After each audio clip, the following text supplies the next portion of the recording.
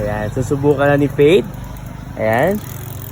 Hybrid talaga sa ganda ang ating model, kaya itatry niya ang ating hybrid na e-bike. Ito ang ating V-Bike S9 mga parikoy. So, same features with V-Bike S8 pero ito ay upgraded na into 20Ah na lithium battery, kaya mas long ride na ito mga parikoy.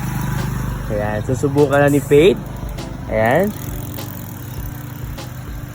Mismo talaga mga parikoy.